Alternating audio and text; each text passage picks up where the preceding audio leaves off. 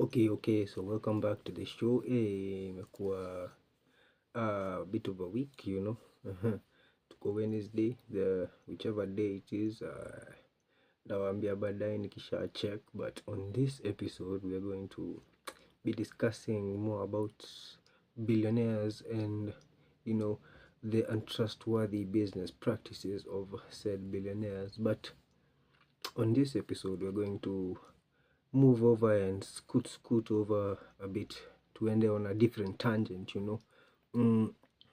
because believe it or not, one of the biggest financial institutions in this earth just so happens to be sijui vile ndawambia the Catholic Church. Inakuanga na pesa mingi sana waliendorse slavery and a bunch of things. So hiyo pesa ili consolidate, ili accumulate. Unajua ndo mtu aende atafute slaves. Back in the day alikuwa inabidi amepata like a decree from the Pope saying blah blah blah yadi yadi. Siwezi waambia hizo stories zote saa hizi. What we're here to talk about is the fact that hizi scandals the church and everything zimekuwa zikiaffect, or rather zijakuwa zikiwa affect, because they sweep it under the rug. I would know, mini Catholic, I'm a Catholic. You can't always talk unakuwa umeandika kitabu. So hizo vitu wana sweeping under the rug for a long time zimego, because watu ukiwapeleka court they can pay. It's a big financial institution, they have money, the money. The Vatican is like a small country, but it's like a city and it has its own rules and its own banks. So yeah,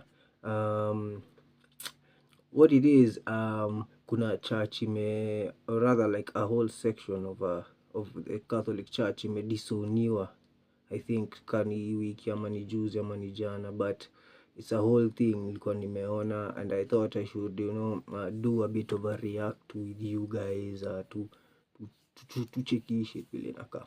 So acha nipige lap alafu mkiangalianga, don't mind the editing, kijana ako sawa. So yeah. And I've got to say, in all honesty, Now let's talk about Pope Francis. He has a lot going on. The Catholic Church is battling a crisis of faith, so the Pope is trying to restore numbers.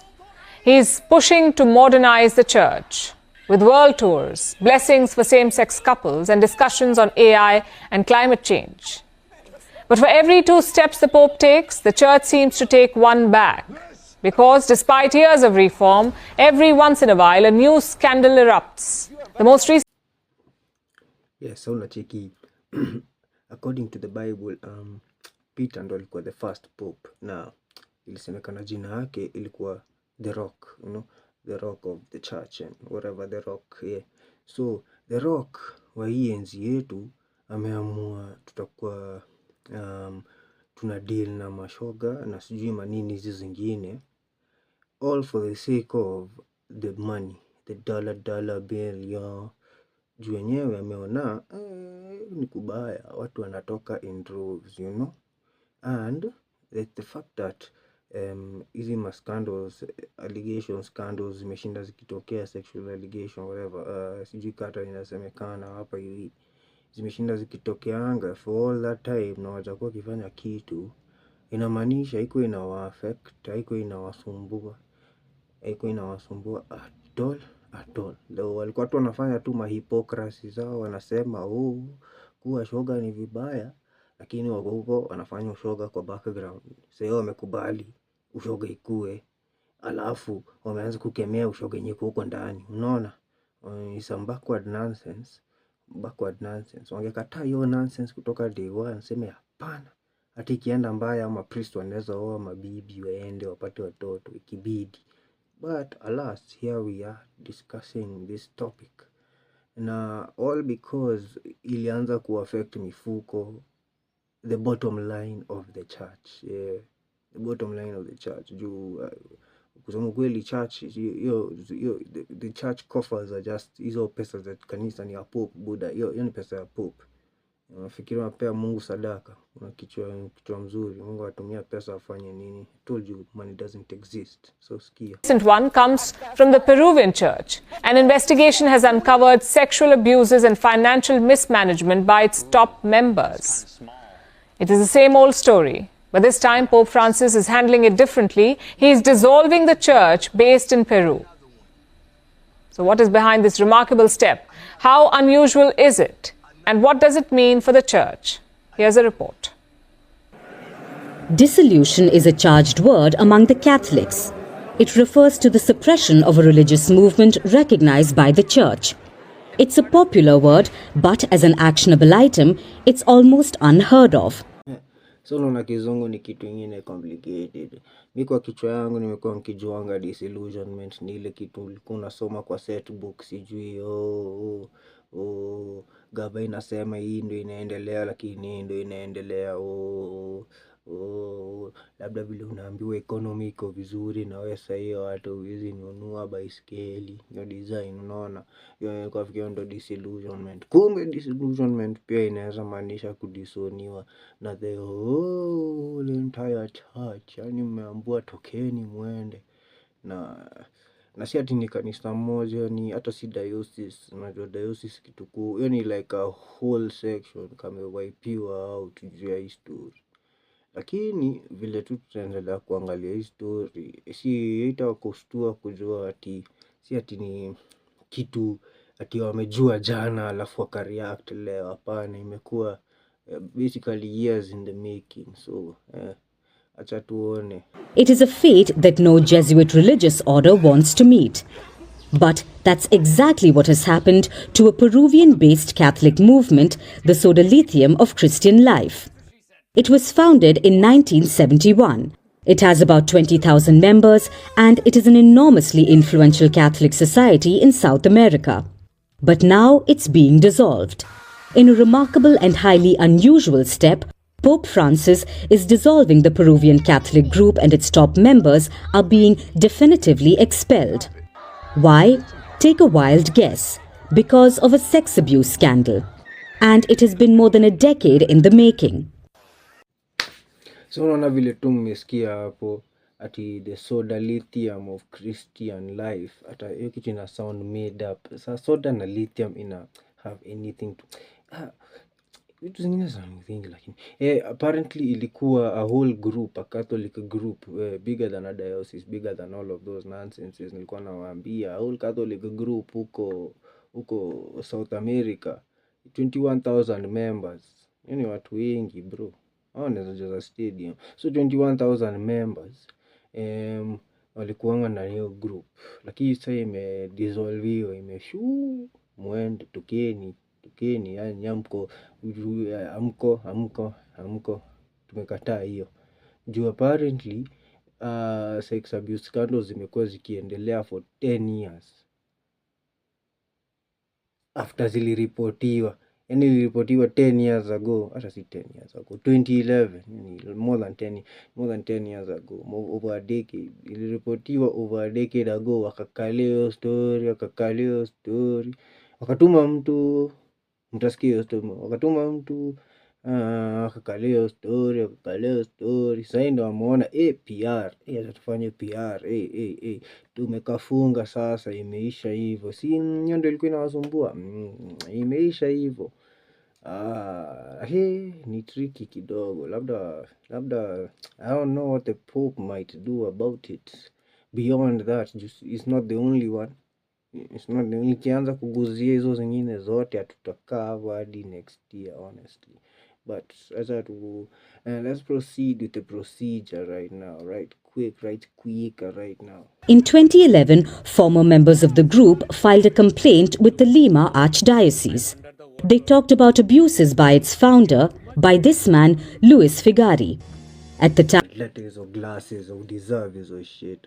Umuri alikuwa hapo anafanya ujinga na watoto huyu.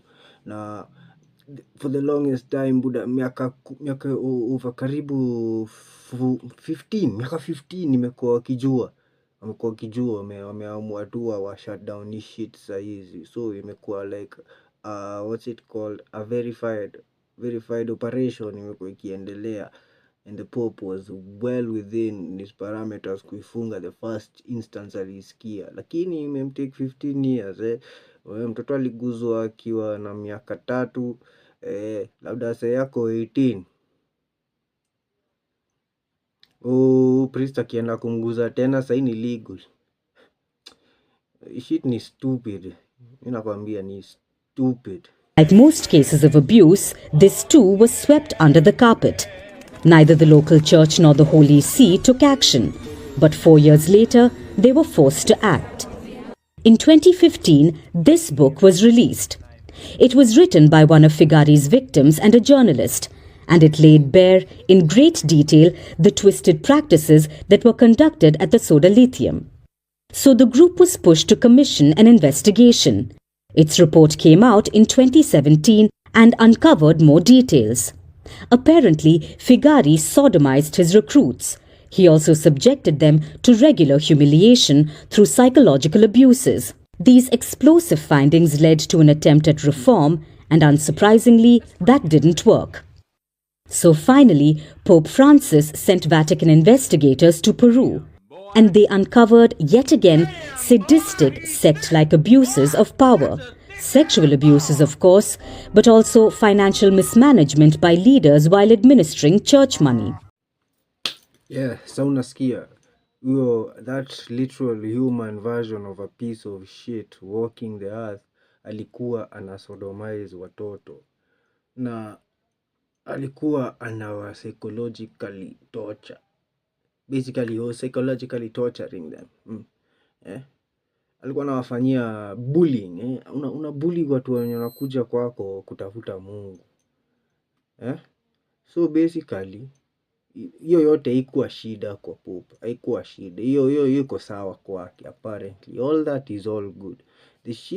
The problem came in when they went to investigate and they found out that alikuwa pia wanaiba pesa. Now when the finances were touched, you see, when the finances were touched, that's when you see the Pope. That's when you see what he'll do. Umeguza pesa yake. Na nilikuwa nawaambia upei Mungu sadaka, unapea Pope, bro.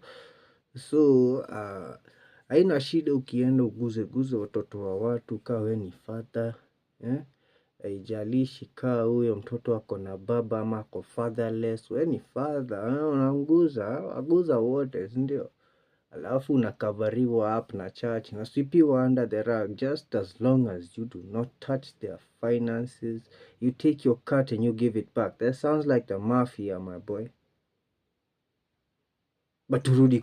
So finally, after years of back and forth, the Pope has taken a decisive call and dissolved the Catholic group in Peru.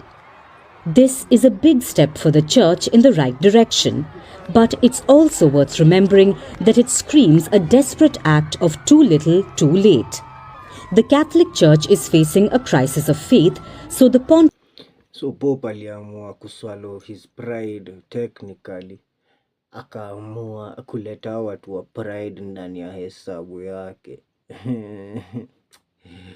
I mean, compromises are compromises, but damn, next mnaendea nani? Bro. Akili. has been trying to give the Vatican a boost and trying to modernize the church by inviting younger devotees. He has conducted rare multi-country tours. He has blessed same-sex couples. He has tried to boost gender equality in church. He has talked about artificial intelligence and climate change. But wherever he goes, the shadow of sexual abuses follows him. Last year, it happened on a rare visit to the Asia-Pacific region. The Pope visited Timor-Leste, where previous child sex abuse scandals of the clergy raised questions. It happened again in Belgium when the King and Prime Minister blasted the Church's legacy of sex abuse. For decades, the world has been demanding action from the Church instead of hollow words. And finally, the Pope has realized that actions always speak louder than words. Too bad that he was practically forced to. Unasikia hiyo word inarushanishwa sana hapo, ati crisis of faith. Hakuna crisis of faith. We believe what we believe, and we believe that most of you are pieces of shit. Mko hapo mna pretend mpate pesa. We know what you're there for. There's no crisis of faith. There's just what's it called? A lifting of the veil, my boy. Now we see things for what they are, not what you want us to believe they are. That's why mnaendea hadi ma reject sasa.